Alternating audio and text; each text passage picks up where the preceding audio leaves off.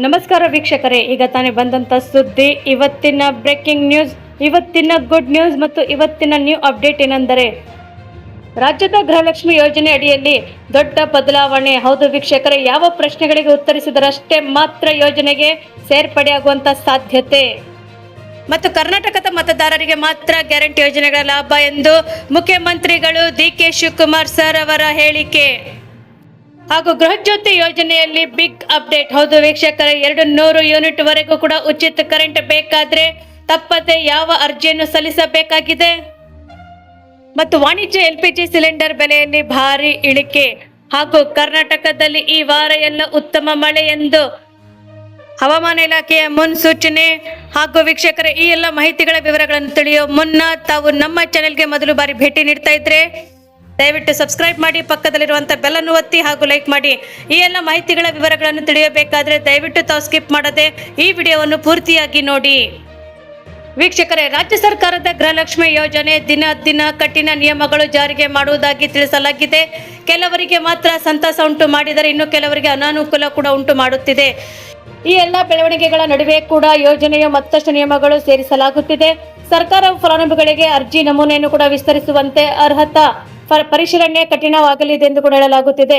ಮತ್ತು ಕರ್ನಾಟಕ ಸರ್ಕಾರದ ಪ್ರಮುಖ ಗೃಹಲಕ್ಷ್ಮಿ ಖಾತ್ರಿ ಯೋಜನೆ ಕೂಡ ಒಂದು ಪ್ರಮುಖ ನವೀಕರಣಕ್ಕೆ ಸಜ್ಜಾಗಿದ್ದು, ಅಧಿಕಾರಿಗಳು ಹೆಚ್ಚುವರಿ ಅರ್ಹತೆಗೆ ಸಂಬಂಧಿಸಿದಂತಹ ಪ್ರಶ್ನೆಗಳನ್ನು ಒಳಗೊಂಡಿರುವಂತಹ ಪರಿಷ್ಕೃತ ಅರ್ಜಿ ನಮೂನೆಯನ್ನು ಕೂಡ ಸಿದ್ಧಪಡಿಸುತ್ತಿದ್ದಾರೆ. ಈ ಬದಲಾವಣೆಗಳ ಭಾಗವಾಗಿ ಮಹಿಳಾ ಮತ್ತು ಮಕ್ಕಳ ಅಭಿವೃದ್ಧಿ ಇಲಾಖೆಯು ಹೊಸ ಅರ್ಜಿ ನಮೂನೆಯನ್ನು ಕೂಡ ಸಿದ್ಧಪಡಿಸಿದ್ದು, ಫಲಾನುಭವಿಗಳು ಒಟ್ಟು 12 ಪ್ರಶ್ನೆಗಳಿಗೆ ಉತ್ತರಿಸಬೇಕಾಗುತ್ತದೆ. ಇದಕ್ಕೂ ಮೊದಲು ಅರ್ಜಿದಾರರು ಕೇವಲ 6 ಪ್ರಶ್ನೆಗಳಿಗೆ ಮಾತ್ರ ಉತ್ತರಿಸಬೇಕಾಗಿತ್ತು. ಪರಿಶೀಲನಾ ಪ್ರಕ್ರಿಯೆಯಲ್ಲಿ ಸುಧಾರಿಸುವುದು ಮತ್ತು ಪ್ರಯೋಜನಗಳನ್ನು ಕೂಡ ಅರ್ಹ ಕುಟುಂಬಗಳನ್ನು ಮಾತ್ರ ತಲುಪುವುದನ್ನು ಖಚಿತಪಡಿಸಿಕೊಳ್ಳುವಂತ ಗುರಿಯನ್ನು ಕೂಡ ಈ ಫಾರಂನಲ್ಲಿ ವಿಸ್ತರಣೆ ಹೊಂದಿದೆ ಎಂದು ಕೂಡ ಹೇಳಲಾಗುತ್ತಿದೆ. ಮತ್ತು ಪರಿಷ್ಕೃತ ರಚನೆಯ ಪ್ರಕಾರ ಅರ್ಜಿಯಲ್ಲಿ 4 ಹೊಸ ಪ್ರಶ್ನೆಗಳನ್ನು ಕೂಡ ಪರಿಚಯಿಸಲಾಗಿದೆ. ಅರ್ಜಿದಾರರ ಕುಟುಂಬದ ಹಿನ್ನೆಲೆ, ಗುರುತಿನ ದಾಖಲೆಗಳು ಮತ್ತು ಆರ್ಥಿಕ ಸಂಪರ್ಕಗಳ ವಿವರಗಳನ್ನು ಕುರಿತು ಹೆಚ್ಚಿನ ಸ್ಪಷ್ಟತೆಯನ್ನು ಸಂಗ್ರಹಿಸಲು ಈ ಪ್ರಶ್ನೆಗಳು ಅಧಿಕಾರಿಗಳಿಗೆ ಸಹಾಯ ಮಾಡುತ್ತವೆ ಎಂದು ಕೂಡ ನಿರೀಕ್ಷಿಸಲಾಗಿದೆ.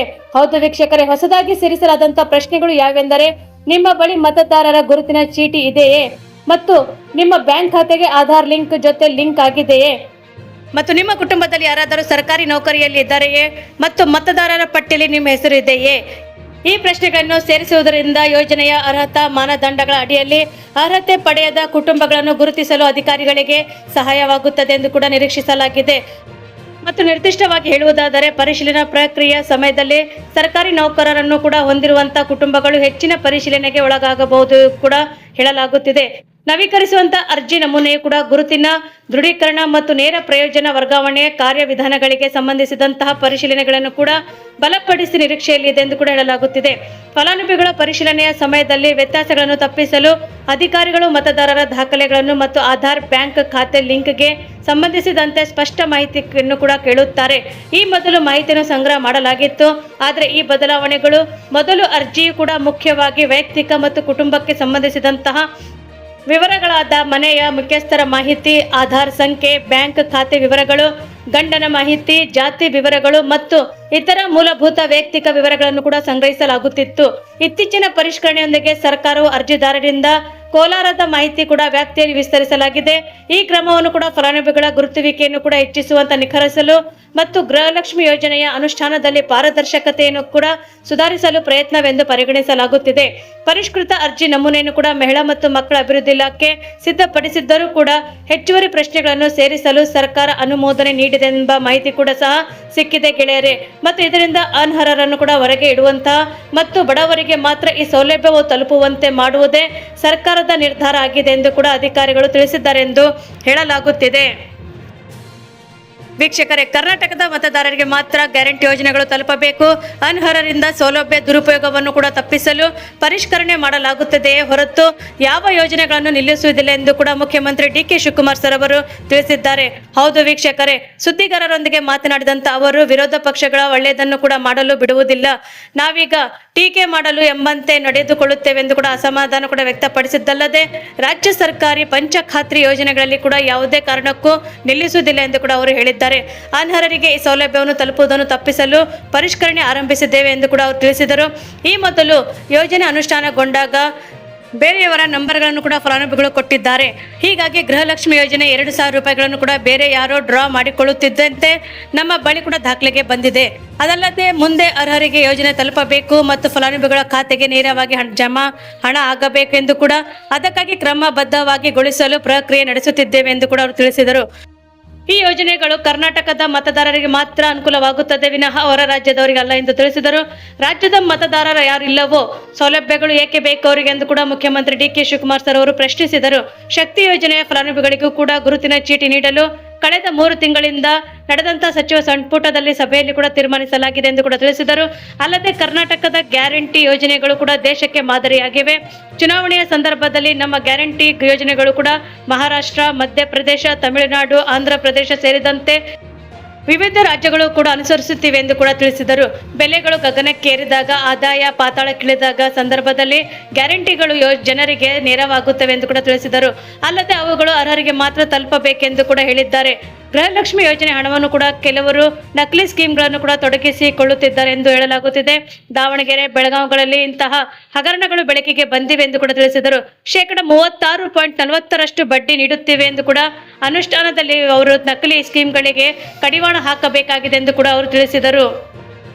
ಮತ್ತು ಹೆಣ್ಣು ಕುಟುಂಬದ ಕಣ್ಣು, ಅವರ ಆರ್ಥಿಕ ಸಬಲೀಕರಣ ನಮಗೆ ಸರ್ಕಾರದ ಒಂದು ಗುರಿಯಾಗಿದೆ ಎಂದು ತಿಳಿಸಿದ್ದಾರೆ. ಯಾವುದೇ ಕಾರಣಕ್ಕೂ ಯೋಜನೆಗಳು ನಿಲ್ಲಿಸುವುದಿಲ್ಲ ಎಂದು ಕೂಡ ಅವರು ಹೇಳಿದ್ದಾರೆ. ಮತ್ತು ಕರ್ನಾಟಕದಲ್ಲಿ ಮತದಾರರಿಗೆ ಮಾತ್ರ ಗ್ಯಾರಂಟಿ ಯೋಜನೆಗಳು ತಲುಪಬೇಕು. ಅನರ್ಹರಿಂದ ಸೌಲಭ್ಯ ದುರುಪಯೋಗವಾಗುವುದನ್ನು ತಪ್ಪಿಸಲು ಪರಿಷ್ಕರಣೆ ಮಾಡಲಾಗುತ್ತದೆ ಹೊರತು ಯಾವ ಯೋಜನೆಗಳನ್ನು ಕೂಡ ನಿಲ್ಲಿಸುವುದಿಲ್ಲ ಎಂದು ಕೂಡ ಮುಖ್ಯಮಂತ್ರಿ ಡಿ.ಕೆ. ಶಿವಕುಮಾರ್ ಸರ್ ಅವರು ಹೇಳಿದ್ದಾರೆ ಎಂದು ಹೇಳಲಾಗುತ್ತಿದೆ. ವೀಕ್ಷಕರೇ, ಕರ್ನಾಟಕ ರಾಜ್ಯ ಸರ್ಕಾರದ ಜನಪರ ಪಂಚ ಗ್ಯಾರಂಟಿ ಯೋಜನೆಗಳಲ್ಲಿ ಒಂದಾಗಿರುವಂತಹ ಗೃಹ ಜ್ಯೋತಿ ಯೋಜನೆ ಅಡಿಯಲ್ಲಿ ಪ್ರತಿ ತಿಂಗಳು 200 ಯೂನಿಟ್ ವರೆಗೂ ಕೂಡ ಫ್ರೀ ವಿದ್ಯುತ್ ಸೌಕರ್ಯ ಪಡೆಯುವುದನ್ನು ಮುಂದುವರಿಸಲು ಬಯಸುತ್ತೀರಾ? ಹೌದು ವೀಕ್ಷಕರೇ, ಈಗಾಗಲೇ ನೀವು ಗೃಹ ಜ್ಯೋತಿ ಯೋಜನೆಗೆ ಮತ್ತೊಮ್ಮೆ ಅರ್ಜಿಯನ್ನು ಸಲ್ಲಿಸಬೇಕಾಗುತ್ತದೆ. ಏಕೆಂದರೆ ನೀವು ಗೃಹ ಜ್ಯೋತಿ ಯೋಜನೆಗೆ ಅರ್ಜಿ ಪುನರ್ ಪರಿಶೀಲನೆ ಮಾಡಿಸದಿದ್ದರೆ ನೀವು ಈ ಯೋಜನೆಯ ಪ್ರಯೋಜನವನ್ನು ಮುಂದುವರಿಸಲು ಸಾಧ್ಯವಾಗುವುದಿಲ್ಲ. ಈ ಕುರಿತು ಮಹತ್ವದ ಮಾಹಿತಿಗಳನ್ನು ತಿಳಿಸ್ತಾ ಇದ್ದೀವಿ. ದಯವಿಟ್ಟು ತಾವು ಸ್ಕಿಪ್ ಮಾಡದೆ ಈ ವಿಡಿಯೋವನ್ನು ಪೂರ್ತಿಯಾಗಿ ನೋಡ್ತಾ ಇರಿ. ವೀಕ್ಷಕರೇ, ಕರ್ನಾಟಕ ರಾಜ್ಯ ಸರ್ಕಾರದ 2023ರ ವಿಧಾನಸಭಾ ಚುನಾವಣೆಯ ವೇಳೆ ಕಾಂಗ್ರೆಸ್ ಸರ್ಕಾರವು ಗೃಹಲಕ್ಷ್ಮಿ ಯೋಜನೆ, ಅನ್ನಭಾಗ್ಯ ಯೋಜನೆ, ಶಕ್ತಿ ಯೋಜನೆ ಮತ್ತು ಯುವ ನಿಧಿ ಯೋಜನೆ ಜೊತೆಗೆ ಗೃಹ ಜ್ಯೋತಿ ಯೋಜನೆಯನ್ನು ಕೂಡ ಘೋಷಿಸಿತ್ತು. ಗೃಹ ಜ್ಯೋತಿ ಯೋಜನೆ ಅಡಿಯಲ್ಲಿ ಕರ್ನಾಟಕದ ಮತದಾರರಿಗೆ ಸುಮಾರು ಪ್ರತಿ ತಿಂಗಳು 200 ಯೂನಿಟ್ ವರೆಗೂ ಉಚಿತ ವಿದ್ಯುತ್ ಸೌಲಭ್ಯವನ್ನು ಒದಗಿಸಲಾಗುತ್ತಿತ್ತು. ಮತ್ತು ಗೃಹ ಜ್ಯೋತಿ ಯೋಜನೆಯಲ್ಲಿ ಕೂಡ ರಾಜ್ಯ ಸರ್ಕಾರವು ಕೂಡ ಪುನರ್ ಪರಿಶೀಲನೆ ನಡೆಸುತ್ತಿದೆ ಮತ್ತು ಅರ್ಹ ಫಲಾನುಭವಿಗಳಿಗೆ ಮಾತ್ರ ಗೃಹ ಜ್ಯೋತಿ ಯೋಜನೆಯ ಪ್ರಯೋಜನವು ಸಿಗುವಂತಾಗಬೇಕೆಂಬ ಉದ್ದೇಶದಿಂದಾಗಿ ಈ ಯೋಜನೆಯು ಈಗಾಗಲೇ ಪ್ರಯೋಜನ ಪಡೆಯುತ್ತಿರುವಂತಹ ಪುನರ್ ಪರಿಶೀಲನೆ ನಡೆಸಬೇಕೆಂದು ಕೂಡ ರಾಜ್ಯ ಸರ್ಕಾರ ಸ್ಪಷ್ಟಪಡಿಸಿದೆ. ಹಾಗಾಗಿ ನೀವು ಗೃಹ ಜ್ಯೋತಿ ಯೋಜನೆ ಅಡಿಯಲ್ಲಿ ಪ್ರತಿ ತಿಂಗಳು 200 ಯೂನಿಟ್ ವರೆಗೂ ಕೂಡ ಉಚಿತ ಕರೆಂಟ್ ಪಡೆಯುವುದನ್ನು ಮುಂದುವರಿಸಲು ಬಯಸುತ್ತಿದ್ದೀರಾ? ಹಾಗಾದರೆ ಪುನರ್ ಪರಿಶೀಲನೆಗಾಗಿ ಅರ್ಜಿಯನ್ನು ಸಲ್ಲಿಸಬೇಕಾಗುತ್ತದೆ. ಗೃಹ ಜ್ಯೋತಿ ಯೋಜನೆ ಅಡಿಯಲ್ಲಿ ಪುನರ್ ಪರಿಶೀಲನೆಗಾಗಿ ಯಾವ ದಾಖಲೆಗಳು ಬೇಕಾಗುತ್ತದೆ ಅದರ ಬಗ್ಗೆ ಸಹ ತಿಳಿದುಕೊಳ್ಳೋಣ. ವೀಕ್ಷಕರೇ, ಗೃಹ ಜ್ಯೋತಿ ಯೋಜನೆಯ ಪುನರ್ ಪರಿಶೀಲನೆ ನಡೆಸಲು ಬೇಕಾದಂಥ ಪ್ರಮುಖ ದಾಖಲೆಗಳೆಂದರೆ ಮತದಾರರ ಗುರುತಿನ ಚೀಟಿ, ಆರ್ ನಂಬರ್ ಎಂದರೆ ವಿದ್ಯುತ್ ಬಿಲ್ಲಿನ ನಂಬರ್, ಆಧಾರ್ ಕಾರ್ಡ್, ಪಡಿತರ ಚೀಟಿ, ಅದು BPL ಅಥವಾ APL ಯಾವುದಾದರೂ ನಡೆಯುತ್ತೆ ವೀಕ್ಷಕರೇ, ಮತ್ತು ಪ್ಯಾನ್ ಕಾರ್ಡ್, ಫಲಾನುಭವಿಗಳ ಪಾಸ್ಪೋರ್ಟ್ ಸೈಜ್ ಅಳತೆಯ ಛಾಯಾಚಿತ್ರ, ಬಾಡಿಗೆ ಕರಾರು ಪತ್ರ. ಇವೆಲ್ಲ ಗೃಹ ಜ್ಯೋತಿ ಪರಿಶೀಲನೆಗಾಗಿ ಅರ್ಜಿ ಸಲ್ಲಿಸಲು ರಾಜ್ಯ ಸರ್ಕಾರ ಆಗಸ್ಟ್ 31ರವರೆಗೆ ರಾಜ್ಯದ ಜನರಿಗೆ ಅವಕಾಶವನ್ನು ನೀಡಿದೆ ಎಂದು ಕೂಡ ಹೇಳಲಾಗುತ್ತಿದೆ. ಆದರೆ ರಾಜ್ಯ ಸರ್ಕಾರವು ಈ ಬಗ್ಗೆ ಯಾವುದೇ ರೀತಿಯ ಇನ್ನೂ ಸ್ಪಷ್ಟನೆ ನೀಡಲ್ಲ ಎಂದು ಕೂಡ ಹೇಳಲಾಗುತ್ತಿದೆ. ವೀಕ್ಷಕರೇ, ಸರ್ಕಾರದ ವಿದ್ಯುತ್ ಇಲಾಖೆಯ ಸಿಬ್ಬಂದಿಗಳನ್ನು ಕೂಡ ನಿಮ್ಮ ಮನೆಗೆ ಬಾಗಿಲಿಗೆ ಕಳಿಸುತ್ತಿದ್ದಾರೆ ಮತ್ತು ನೀಡುವಂಥ ಅರ್ಜಿ ಭರ್ತಿ ಮಾಡಿ ಅಗತ್ಯ ದಾಖಲೆಗಳನ್ನು ಕೂಡ ಒದಗಿಸಿ ಅದನ್ನು ಸ್ಥಳದಲ್ಲಿ ಆನ್ಲೈನ್ನಲ್ಲಿ ಅಪ್ಲೋಡ್ ಮಾಡುವುದರ ಮೂಲಕವೂ ಗೃಹ ಜ್ಯೋತಿ ಯೋಜನೆ ಫಲಾನುಭವಿಗಳ ಪುನರ್ ಪರಿಶೀಲನೆಯನ್ನು ಕೂಡ ನಡೆಸಲಾಗುತ್ತಿದೆ. ಮತ್ತೊಮ್ಮೆ ವಿದ್ಯುತ್ ಸರಬರಾಜು ನಿಗಮದ ಸಿಬ್ಬಂದಿಗಳಿಂದ ನಿಮ್ಮ ಮನೆ ಬಾಗಿಲಿಗೆ ಬಂದಾಗ ನೀವು ಲಭ್ಯವಿಲ್ಲದಿದ್ದರೂ ಕೂಡ ಅಂತಹ ಸಂದರ್ಭದಲ್ಲಿ ಕೂಡ ಚಿಂತಿಸುವಂಥ ಅಗತ್ಯವಿಲ್ಲ.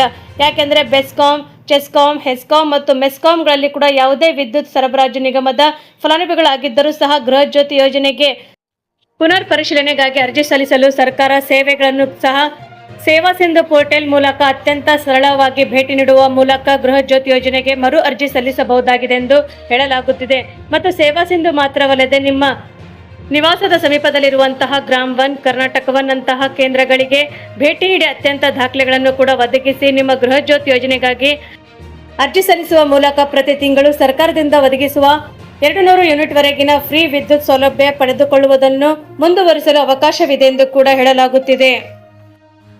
ವೀಕ್ಷಕರೇ, ಮತ್ತೊಂದು ಮಹತ್ವದ ಮಾಹಿತಿ ಏನೆಂದರೆ, ಬಹುನಿರೀಕ್ಷಿತ ಪರಿಹಾರಕ್ಕಾಗಿ ತೈಲ ಮಾರುಕಟ್ಟೆ ಕಂಪನಿಗಳು ದೇಶಾದ್ಯಂತ ವಾಣಿಜ್ಯ ಬೆಲೆಗಳ LPG ಸಿಲಿಂಡರ್ ಬೆಲೆಗಳಲ್ಲಿ ಕೂಡ ಭಾರಿ ಇಳಿಕೆಯನ್ನು ಮಾಡಿದೆ ಎಂದು ಕೂಡ ಹೇಳಲಾಗುತ್ತಿದೆ. ಸತತವಾಗಿ 2 ತಿಂಗಳ ಬೆಲೆ ಕಡಿತಗೊಂಡಿದ್ದು, ಬೆಂಗಳೂರು, ದೆಹಲಿ, ಕೋಲ್ಕತ್ತಾ ಸೇರಿದಂತೆ ಪ್ರಮುಖ ಮಹಾನಗರಗಳಲ್ಲಿ ಕೂಡ 19 kg ವಾಣಿಜ್ಯ ಸಿಲಿಂಡರ್ ಬೆಲೆಗಳು ಕೂಡ ಸುಮಾರು 200 ರೂಪಾಯಿವರೆಗೂ ಕೂಡ ಇಳಿಕೆಯಾಗಿದೆ ಎಂದು ಹೇಳಲಾಗುತ್ತಿದೆ. ಇದು ಹೊಸ ದರಗಳು ಕೂಡ ಇಂದಿನಿಂದಲೇ ಜಾರಿಗೆ ಬಂದಿವೆ ಎಂದು ಹೇಳಲಾಗುತ್ತಿದೆ. ಮತ್ತು ಜೊತೆಗೆ 5 kg ಮುಕ್ತ ವ್ಯಾಪಾರ LPG ಸಿಲಿಂಡರ್ಗಳನ್ನು ಕೂಡ ಬೆಲೆಗಳಲ್ಲಿ ಕೂಡ 13% ಕಡಿಮೆ ಮಾಡಲಾಗಿದ್ದು, ಮತ್ತು ಜಾಗತಿಕ ಮಾರುಕಟ್ಟೆಯಲ್ಲಿ ಕೂಡ ಉಂಟಾದಂತಹ ತಲ್ಗಣ ಮತ್ತು ಪಶ್ಚಿಮ ಏಷ್ಯಾದ ಉಂಟಾದಂತಹ ಭೌಗೋಳಿಕ ರಾಜಕೀಯ ಬಿಕ್ಕಟ್ಟುಗಳ ಮಧ್ಯೆ ಕೂಡ ಇರಾನ್ ಅಮೆರಿಕ ಸಂಘರ್ಷದಿಂದಾಗಿ ಹಾರ್ಮುಜ್ ಜಲಸಂಧಿಯಂತಹ ಪ್ರಮುಖ ಜಲಮಾರ್ಗಗಳಲ್ಲಿ ಕೂಡ ತೈಲ ಮತ್ತು ಅನಿಲ ಪೂರೈಕೆಗಳು ವ್ಯತ್ಯಯ ಉಂಟಾಗಿತ್ತು. ಇದರಿಂದಾಗಿ ಪ್ರಮುಖ ಮಾರ್ಚ್ ಮತ್ತು ಏಪ್ರಿಲ್ ತಿಂಗಳಲ್ಲಿ ವಾಣಿಜ್ಯ ಹಾಗೂ ಗೃಹ ಬಳಕೆ ಸಿಲಿಂಡರ್ಗಳ ಬೆಲೆಗಳಲ್ಲಿ ಕೂಡ ಗಣನೀಯವಾಗಿ ಏರಿಕೆಯಾಗಿದ್ದವು. ಆದರೆ ಈಗ ಸಿಲಿಂಡರ್ಗಳ ಬಳಕೆ ಕೂಡ ಇಳಿಕೆಯಾಗಿದ್ದು, ಹೋಟೆಲ್ಗಳು, ರೆಸ್ಟೋರೆಂಟ್ಗಳು, ಫುಟ್ಪಾತ್ ಅಥವಾ ಕೇಂದ್ರಗಳು, ಕಾಫಿ ಶಾಪ್ಗಳು ಮತ್ತು ಕ್ಯಾಂಟರಿಂಗ್ ಮಾಲೀಕರಿಗೆ ಕೂಡ ಅತ್ಯಂತ ಸಮಾಧಾನ ತಂದಿದೆ ಎಂದು ಹೇಳಲಾಗುತ್ತಿದೆ. ಈ ತಿಂಗಳ ಆರಂಭದಿಂದಲೇ ಇಂಧನದ ವೆಚ್ಚ ತಗ್ಗಿರುವುದು ಸಣ್ಣ ಮತ್ತು ಮಧ್ಯಮ ನಿರ್ವಹಣಾ ವೆಚ್ಚವನ್ನು ಕೂಡ ಗಮನಾರ್ಹವಾಗಿ ತಗ್ಗಿಸಲಾಗಿದೆ ಎಂದು ಕೂಡ ಹೇಳಲಾಗುತ್ತಿದೆ. ವೀಕ್ಷಕರೇ, ಕರ್ನಾಟಕದ ಮಲೆನಾಡು, ದಕ್ಷಿಣ ಒಳನಾಡು ಹಾಗೂ ಕರಾವಳಿ ಭಾಗದ ಸೇರಿದಂತೆ ಎಲ್ಲ ಜಿಲ್ಲೆಗಳಲ್ಲಿ ಕೂಡ ಆಗಸ್ಟ್ 2 ರಿಂದ 8ರವರೆಗೂ ಕೂಡ ಉತ್ತಮ ಮಳೆ ಆಗುವಂತ ಮುನ್ಸೂಚನೆ ನೀಡಲಾಗಿದೆ ಎಂದು ಹೇಳಲಾಗುತ್ತಿದೆ. ಅದಲ್ಲದೆ ಬೆಳಗಾವಿ, ಶಿವಮೊಗ್ಗ, ಚಿಕ್ಕಮಗಳೂರು ಸೇರಿದಂತೆ ಹಲವು ಜಿಲ್ಲೆಗಳಲ್ಲಿ ಕೂಡ ಭಾರಿ ಮಳೆ ಆಗುವಂತ ಸಾಧ್ಯತೆ ಇದೆ ಎಂದು ಕೂಡ ಭಾರತೀಯ ಹವಾಮಾನ ಇಲಾಖೆ ಮತ್ತು ಕರ್ನಾಟಕ ರಾಜ್ಯ ವಿಪತ್ತು ನಿರ್ವಹಣಾ ಕೇಂದ್ರಗಳು ವರದಿ ತಿಳಿಸಿವೆ ಎಂದು ಹೇಳಲಾಗುತ್ತಿದೆ. ಮತ್ತು ದಕ್ಷಿಣ ಕನ್ನಡ, ಉಡುಪಿ ಹಾಗೂ ಉತ್ತರ ಕನ್ನಡ ಜಿಲ್ಲೆಗಳಲ್ಲಿ ಕೂಡ ಅಲ್ಲಲ್ಲಿ ಭಾರಿ ಮಳೆ ಆಗುವಂತ ಮತ್ತು ಕೆಲವೆಡೆ ಅತಿ ಭಾರಿ ಮಳೆ ಆಗುವಂತ ಸಾಧ್ಯತೆ ಇದೆ ಎಂದು ಕೂಡ, ಮತ್ತು ಗಂಟೆಗೆ 30 ರಿಂದ 40 ಕಿಲೋಮೀಟರ್ ವೇಗದಲ್ಲಿ ಗಾಳಿ ಬೀಸುವ ನಿರೀಕ್ಷೆ ಇದೆ ಎಂದು ಕೂಡ ಹೇಳಲಾಗುತ್ತಿದೆ. ಮತ್ತು ಆಗಸ್ಟ್ 3 ರಿಂದ 8ನೇ ತಾರೀಕುವರೆಗೂ ಕೂಡ ದಕ್ಷಿಣ ಕನ್ನಡ, ಉಡುಪಿ ಹಾಗೂ ಉತ್ತರ ಕನ್ನಡ ಜಿಲ್ಲೆಗಳಲ್ಲಿ ಒಂದೆರಡು ಕಡೆಗಳಲ್ಲಿ ಕೂಡ ನಿರಂತರವಾಗಿ ಗಾಳಿಯೊಂದಿಗೆ ಕೂಡಿದಂತಹ ಭಾರಿ ಮಳೆ ಆಗುವಂತಹ ಸಾಧ್ಯತೆ ಇದೆ ಎಂದು ಕೂಡ ಹವಾಮಾನ ಇಲಾಖೆ ತಿಳಿಸಿದೆ ಎಂದು ಹೇಳಲಾಗುತ್ತಿದೆ. ಮತ್ತು ಒಳನಾಡಿನ ಬೆಳಗಾವಿ ಜಿಲ್ಲೆಗಳಲ್ಲಿ ಕೂಡ ಅಲ್ಲಲ್ಲಿ ನಿರಂತರ ಗಾಳಿಯೊಂದಿಗೆ ಭಾರಿ ಮಳೆ ಆಗುವಂತಹ ಸಾಧ್ಯತೆ ಇದೆ. ಹಾಗೂ ಬಾಗಲಕೋಟೆ, ಬೀದರ್, ಗದಗ್, ಕಲಬುರಗಿ, ಕೊಪ್ಪಳ, ರಾಯಚೂರು, ಬಿಜಾಪುರ, ಯಾದಗಿರಿ, ಧಾರವಾಡ ಹಾಗೂ ಹಾವೇರಿ ಜಿಲ್ಲೆಗಳಲ್ಲಿ ಕೂಡ ಒಂದೆರಡು ಕಡೆ ನಿರಂತರ ಮಳೆ ಆಗುವಂತಹ ಮುನ್ಸೂಚನೆಯನ್ನು ಕೂಡ ನೀಡಲಾಗಿದೆ. ಮತ್ತು ಆಗಸ್ಟ್ 4 ರಿಂದ 8ರವರೆಗೂ ಕೂಡ ನಿರಂತರವಾಗಿ ಗಾಳಿಯೊಂದಿಗೆ ಹಗುರದಿಂದ ಸಾಧಾರಣ ಮಳೆಯಾಗುವ ಸಾಧ್ಯತೆ ಇದೆ. ಬಾಗಲಕೋಟೆ, ಬೆಳಗಾವಿ, ಬೀದರ್, ಧಾರವಾಡ, ಗದಗ್, ಹಾವೇರಿ, ಕಲಬುರಗಿಗಳಲ್ಲಿ ಕೆಲವು ಸ್ಥಳಗಳಲ್ಲಿ ಕೂಡ ಮತ್ತು ಕೊಪ್ಪಳ, ರಾಯಚೂರು, ಬಿಜಾಪುರ ಹಾಗೂ ಯಾದಗಿರಿ ಜಿಲ್ಲೆಗಳಲ್ಲಿ ಕೂಡ ಒಂದೆರಡು ಕಡೆ ಉತ್ತಮ ಮಳೆ ಆಗುವಂತ ಸಾಧ್ಯತೆ ಇದೆ ಎಂದು ಕೂಡ ಹೇಳಲಾಗುತ್ತಿದೆ. ಅದಲ್ಲದೆ ದಕ್ಷಿಣ ಒಳನಾಡಿನ ಮಲೆನಾಡು ಜಿಲ್ಲೆಗಳಾದಂತಹ ಶಿವಮೊಗ್ಗ, ಕೊಡಗು, ಚಿಕ್ಕಮಗಳೂರು ಜಿಲ್ಲೆಗಳಲ್ಲಿ ಒಂದೆರಡು ಕಡೆಗಳಲ್ಲಿ 40 ರಿಂದ 50ರವರೆಗೆ ವೇಗದ ಗಾಳಿಯೊಂದಿಗೆ ಚದುರಿಸಿದಂತೆ ಮಳೆ ಭಾರಿಯಾಗುವಂತ ಸಾಧ್ಯತೆ ಇದೆ ಎಂದು ಕೂಡ ಹೇಳಲಾಗುತ್ತಿದೆ. ಹಾಸನ ಜಿಲ್ಲೆಯ ಒಂದೆರಡು ಕಡೆಗಳಲ್ಲಿ ಕೂಡ ಗಂಟೆಗೆ 40 ರಿಂದ 50 ಕಿಲೋಮೀಟರ್ ವೇಗದ ಗಾಳಿಗಳೊಂದಿಗೆ ಭಾರಿ ಮಳೆಯಾಗುವಂತ ಸಾಧ್ಯತೆ ಇದೆ. ಬಳ್ಳಾರಿ, ಬೆಂಗಳೂರು ಗ್ರಾಮಾಂತರ, ಬೆಂಗಳೂರು ನಗರ, ಚಾಮರಾಜನಗರ, ಚಿಕ್ಕಬಳ್ಳಾಪುರ, ಚಿತ್ರದುರ್ಗ, ದಾವಣಗೆರೆ, ಕೋಲಾರ, ಮಂಡ್ಯ, ಮೈಸೂರು, ಬೆಂಗಳೂರು ದಕ್ಷಿಣ ಮತ್ತು ತುಮಕೂರು ಹಾಗೂ ವಿಜಯನಗರಗಳ ಜಿಲ್ಲೆಗಳಲ್ಲಿ ಕೂಡ ಗಂಟೆಗೆ 40 ರಿಂದ 50 ವೇಗದಲ್ಲಿ ಕೂಡ ಗಾಳಿ ಬೀಸುವಂತ ಮತ್ತು ಸಾಧಾರಣ ಮಳೆ ಆಗುವಂತ ಸಾಧ್ಯತೆ ಇದೆ. ನಿರಂತರವಾಗಿ ಗಾಳಿಯೊಂದಿಗೆ ಭಾರಿ ಮಳೆ ಆಗುವಂತ ಸಾಧ್ಯತೆ ಕೂಡ ಒಂದೆರಡು ಕಡೆ ಇದೆ ಎಂದು ಕೂಡ ಹೇಳಲಾಗುತ್ತಿದೆ. ಮತ್ತು ಶಿವಮೊಗ್ಗ ಹಾಗೂ ಚಿಕ್ಕಮಗಳೂರು ಜಿಲ್ಲೆಗಳಲ್ಲಿ ಕೂಡ ನಿರಂತರ ಗಾಳಿ ಜೊತೆಗೆ ಹಗುರವಾದಂತಹ ಮಳೆ ಆಗುವಂತ ಸಾಧ್ಯತೆ ಇದೆ. ಕೊಡಗು, ಹಾಸನ, ಬಳ್ಳಾರಿ, ಬೆಂಗಳೂರು ಗ್ರಾಮೀಣ ಮತ್ತು ಬೆಂಗಳೂರು ನಗರಗಳಲ್ಲಿ ಕೂಡ ಸೇರಿದಂತೆ ಚಾಮರಾಜನಗರ, ಚಿಕ್ಕಬಳ್ಳಾಪುರ, ಚಿತ್ರದುರ್ಗ, ದಾವಣಗೆರೆ, ಕೋಲಾರ, ಮಂಡ್ಯ, ಮೈಸೂರು, ಬೆಂಗಳೂರು ದಕ್ಷಿಣ, ತುಮಕೂರು ಹಾಗೂ ವಿಜಯನಗರದಲ್ಲಿ ಕೂಡ ಮಳೆ ಆಗುವಂತ ಮುನ್ಸೂಚನೆ ನೀಡಲಾಗಿದೆ ಎಂದು ಕೂಡ ಹೇಳಲಾಗುತ್ತಿದೆ. ಮತ್ತು ಕರ್ನಾಟಕ ಕರಾವಳಿ ಹಾಗೂ ಸಮುದ್ರದ ಭಾಗಗಳಲ್ಲಿ ಗಂಟೆಗೆ 40 ರಿಂದ 50 ಕಿಲೋಮೀಟರ್ ವೇಗದಲ್ಲಿ ಗಾಳಿ ಬೀಸುವಂತಹ ಸಾಧ್ಯತೆ ಇದ್ದು, ಮತ್ತು ಗಾಳಿಯ ವೇಗವು ಕೂಡ ಏರಿಕೆಯಾಗುತ್ತಾ ಇದೆ ಎಂದು ಕೂಡ ಹೇಳಲಾಗುತ್ತಿದೆ. ಮತ್ತು ಹವಾಮಾನ ವರದಿ ಪ್ರಕಾರ ಮೀನುಗಾರರು ಸಮುದ್ರಕ್ಕೆ ಇಳಿಯದಂತೆ ಸೂಚಿಸಲಾಗಿದೆ ಎಂದು ಕೂಡ ಹೇಳಲಾಗುತ್ತಿದೆ. ವೀಕ್ಷಕರೇ, ತಾವು ನಮ್ಮ ಈ ವಿಡಿಯೋ ಮೊದಲು ಬಾರಿ ನೋಡುತ್ತಿದ್ರೆ ದಯವಿಟ್ಟು ಸಬ್ಸ್ಕ್ರೈಬ್ ಮಾಡಿ, ಪಕ್ಕದಲ್ಲಿರುವಂತಹ ಬೆಲ್ ಅನ್ನು ಒತ್ತಿ ಹಾಗೂ ಲೈಕ್ ಮಾಡಿ. ನಿಮ್ಮ ಸಲಹೆ ಮತ್ತು ಸೂಚನೆಗಳನ್ನು ದಯವಿಟ್ಟು ನಮಗೆ ಕಮೆಂಟ್ ಬಾಕ್ಸ್ ಅಲ್ಲಿ ತಿಳಿಸಿ, ಯಾಕೆಂದ್ರೆ ಮುಂದಿನ ಮಾಹಿತಿಗಳನ್ನು ಅಪ್ಡೇಟ್ ಮಾಡಲು ನಮಗೆ ಅನುಕೂಲವಾಗುತ್ತದೆ. ಮತ್ತು ನಮ್ಮ ಈ ವಿಡಿಯೋ ತಾವು ಪೂರ್ತಿಯಾಗಿ ನೋಡಿದ್ದಕ್ಕೆ ತಮಗೆ ಧನ್ಯವಾದಗಳು.